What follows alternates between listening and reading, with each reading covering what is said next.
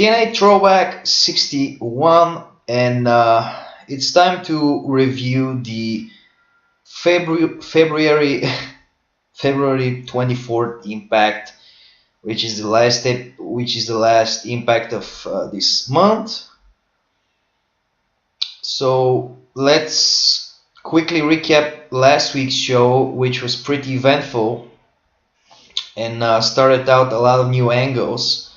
And we'll move on to this week's show. So, of course, last week's show was the fallout from the Against All Odds pay-per-view, where the Pope remained a world champion after blatantly throwing fake blood at Sting in front of the Brian Hebner, who is a biased referee. He's part of the World Congregation stable. So the show opened with Bischoff and the Pope. They bragged about each other, I guess. Sting demanded a rematch. Eric denied his request, but Flair came out and teased the new shareholder coming in the end of the show. We got Robbie E becoming the new X Division champion after Austin Aries was laid out by the Mars City Machine Guns. He cashed in his Fist or Fire briefcase. We got Hardy and RVD confrontation about this mystery guy who helped RVD at the pay-per-view. We got the introduction of two new people who are going to join Eric's Team Fight Club stable. They're Loki and Eddie Kingston. They attacked Shelly and Sabin. So right now Team Fight Club consists of EY, Homicide, Hernandez, Loki, and Eddie Kingston. So it's kind of an LAX thing, but of course EY is the leader. And then we got the big reveal, Paul Heyman coming to TNA. He booked the Pope vs. Sting in a rematch for a title on this show and introduced a new 32-person tournament called the Lockdown Series, where the winner becomes the #1 contender for Lockdown, since Lockdown is the second biggest show of the year, and I think it deserves this kind of seriousness surrounding the contendership. Of course, I'm gonna do the Bound for Glory series. I believe they started doing them in 2011. I'm gonna start doing them after probably Slammiversary in June. So they're gonna be 3 months long, and they're gonna decide who the #1 contender is for the biggest show of the year, which is Bound for Glory. So this is what happened on last week's show. Of course, if you wanna check out a detailed description, you can just look at the past video. I think it's longer than usual because the show was pretty eventful.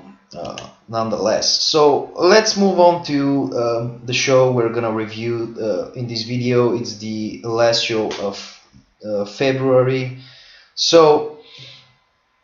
Bischoff opened the show and called out Heyman in an angry manner and questioned his authority in TNA.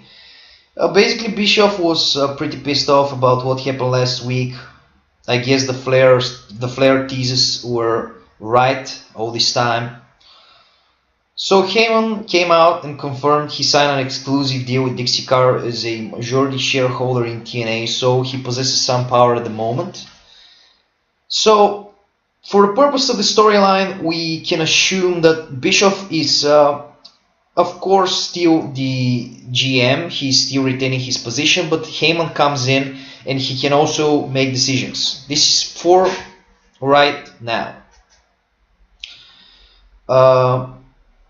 This is done because when we got a heel authority, we need to introduce a babyface one to balance things out and kind of swing the stuff in the other direction, because how else are we gonna get a babyface to oppose Bischoff? I think on this show we got the heels dominating for a lot of months, ever since actually the Pope became the champion with the World Congregation and then Bischoff joining in. It's been like maybe 3 or 4 months. The heels have been running roughshod, so we need some kind of a power struggle angle. So the best thing is to bring in another authority type of guy. We have already seen this angle where there's a shareholder coming in. or a network representative, but a network representative doesn't sound as powerful as a shareholder. So Paul mentioned in the world title match tonight, there's not gonna be Brian Hebner refereeing, and he's the special enforcer at ringside. So the Pope watched all this in view on a TV screen backstage and lost his damn mind. He was really pissed off. I think this is the first title defense where the Pope will be without Brian Hebner, who is a very big part of this title reign. He's been the corrupt referee for all these months. He gave the Pope the title win back in, I believe it was November, at Turning Point. He beat Mr. Anderson, and this is pretty big. There's not Heyman officially removed Hebner from the main event. So the first match on the show is gonna be a first round match from the Lockdown series. The format of the show, this is an elimination tournament. We're gonna have 4 matches on every show for the next 4 weeks. Then we got the second round, then we got the quarterfinals, and then on the go-home show for Lockdown, we're gonna have the semifinals and the finals. And the winner of this tournament will earn a shot at the World Heavyweight Championship. So Kazarian defeated James Storm to advance via pinfall after a flux capacitor. This comes as some sort of a revenge, since I believe 2 weeks ago we had Rude beating Kazarian after Storm locked Styles and Daniels in their respective locker room.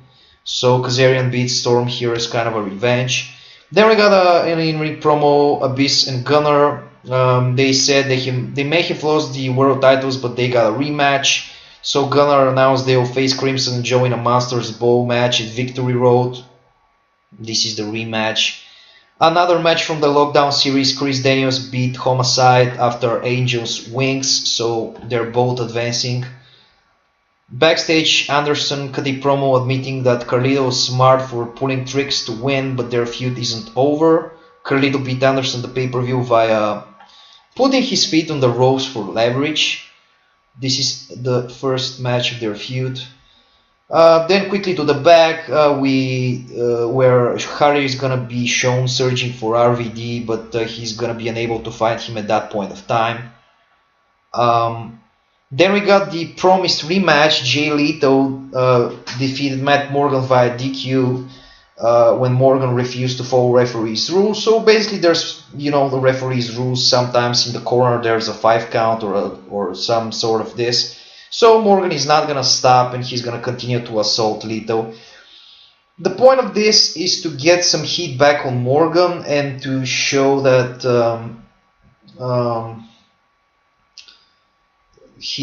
Leto's win was kind of a fluke at the pay-per-view, so we need to put some heat back on Morgan. Leto is still the guy who is gonna receive a push, but we must keep Morgan strong. So Morgan is at the end of the day still the Pope's right hand in this. The Pope is the world champion, so we need to keep him still. Another match from the Lockdown series. Austin Aries defeats Douglas Williams via Last Chancery. Then after the match, Robbie appeared on the ramp with the X title, I guess to brag about it. Of course, Christy Hemme was with him. Aries cut a promo and vowed to regain it at Victory Road. Then after this, the Guns came out and cut a promo and said that Aries deserved to lose the X title due to his arrogant attitude. So I guess they're very content about this. Then we got a tag match. Loki and Eddie Kingston, who were the new tag team joining Team Fight Club, beat Shelley and Sabin. Kingston pinned Shelley clean. Why are the heels beating the faces clean? Because Loki and Eddie just debuted, and I believe it would be stupid to have some sort of an interference. We need to put them over here, and we need to keep them strong because they're new guys. Loki is not new, but Loki just turned heel and Eddie Kingston is a new guy. So if I'm going to do something with this Eric Young stable, if I'm going to put him in something serious, we need to keep these guys strong. So The next segment in the show is gonna be an in-ring segment. Tara called out Gail. She was interrupted by Angelina, and Angelina also wanted Gail. There was a brawl. Of course, these two girls ended in a time limit draw on last week's show in a number one contendership. So neither one of them is a number one contender. While they brawled, Gail came out, took out both of them with the KO title standing tall. So this sets up a three-way. Probably some of you think I'm finally doing something with the knockouts. Probably, yeah. I'm trying to do something with the knockouts rather than putting them in meaningless matches. I've got 7 or 8 girls. I can probably do 1 or 2 segments per show, kind of running some sort of a storyline with knockouts. Then we got the last Lockdown Series match on this show. From the first round, AJ Styles defeated Robert Roode. So Beer Money are both out in the first round. And AJ, Danielson, Kazarian, and Aries are all advancing to the next round. Backstage, the conclusion, Hardy found RVD, they started brawling. Shannon Moore tried separating them, but to no avail. So I guess camera cuts away. Yeah, security split them apart. I couldn't really think of anything else to advance this feud. They had promos and interviews, so we need to put them in a brawl angle. Then we got a Devon promo on Ray saying Ray may be full of rage, but he doesn't have the ability to defeat him. Typical heel promo, advancing their feud. And we move on to the main event, where the main event is for the World Heavyweight title. Paul Heyman is the enforcer. There's no referee that will help the Pope since the referee is impartial. But what happens is it's gonna end in a screw job. Bischoff will come out during a deadlock and call for the bell. Heyman was shocked and furious. So this was basically the only finish I could do to keep the title on the Pope and keep everything else intact, since the Pope is presented as kind of a corporate champion. So I'm still not gonna take the title off him, and we had the leverage on the babyface here with Heyman as the enforcer, and there wasn't a heel referee to call for the match. So Bishop is gonna enforce his power. He'll come out, and it's gonna be a monorail screwjob type of finish. So the show we went in some sort of a confusion. So the Pope will retain the title. And of course, this will be resolved probably next week. This will lead to an interesting angle. So the whole purpose of this segment is to show that both Heyman and Bischoff have power, and they're probably gonna fight for this power. Bischoff is not gonna just quit his position as a GM just because Heyman is in his business. So we're gonna see how this authority versus authority feud goes. So we got 2 more impacts. We got the March 3rd and the March 10th, and then we got the Victory Road pay-per-view. And then we got 5 weeks till Lockdown, which is on April 17th. So this is already a road to Lockdown since we started the Lockdown series. And everything else is fine. Public image is kind of dropping because WWE has more star power. Contrary to the fact that they have less public image than me, which is weird, but we're gonna see how this works out. So this is the end for this episode. Take care.